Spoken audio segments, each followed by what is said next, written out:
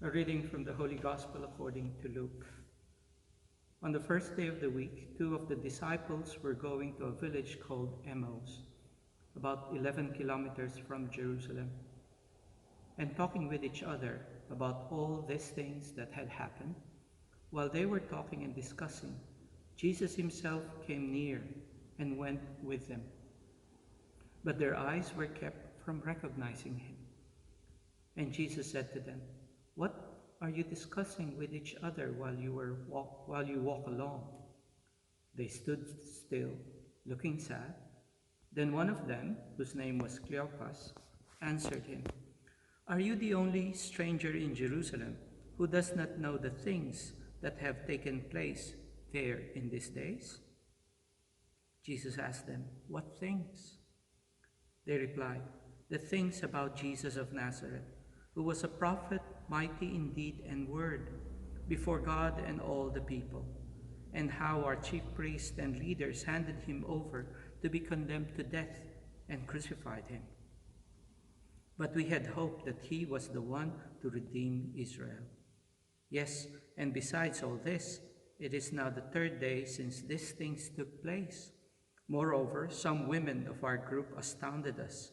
They were at the tomb early this morning, and when they did not find his body there, they came back and told us that they had indeed seen a vision of angels who said that Jesus was alive.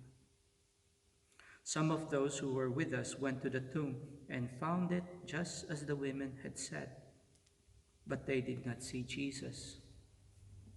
Then Jesus said to them, "Oh, how foolish you are, and how slow of heart to believe all that the prophets have declared. Was it not necessary that the Messiah should suffer these things and then enter into his glory?"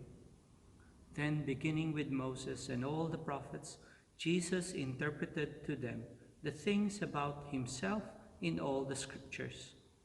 As they came near the village to which they were going, Jesus walked ahead as if he were going on. But they urged him strongly, saying, "Stay with us, because it is almost evening, and the day is now nearly over." So Jesus went in to stay with them. When he was at the table with them, he took bread, blessed and broke it, and gave it to them. Their eyes were open, and they recognized Jesus, and he vanished from their sight. The two disciples said to each other, "Were not our hearts burning within us while he was talking to us on the road, while he was opening the scriptures to us?" That same hour they got up and returned to Jerusalem. They found the 11 and their companions gathered together. These were saying, "The Lord has risen indeed. He has appeared to Simon." Then the two disciples told what had happened on the road and how the Lord had been made known to them in the breaking of the bread. The Gospel of the Lord. Praise to you, Lord Jesus Christ.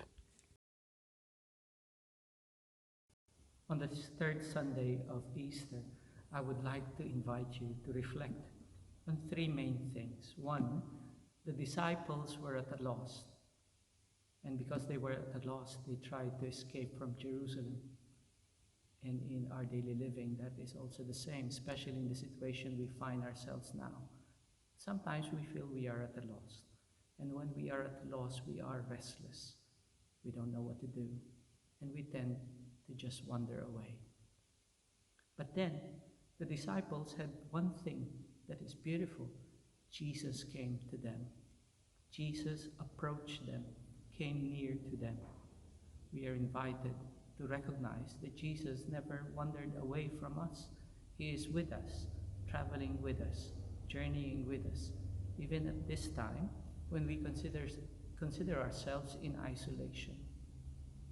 And third, the disciples recognized Jesus at the breaking of the bread. How we wish we could break bread together, celebrate Mass together. A lot of you have told me how they wish they could gather in this beautiful church as a parish, as a community. But we are never alone. We are with Jesus, and we look for that day when we could break bread together and know that Jesus is truly present. So for the time being, let us ask, how can we make Jesus present in our life? Amen.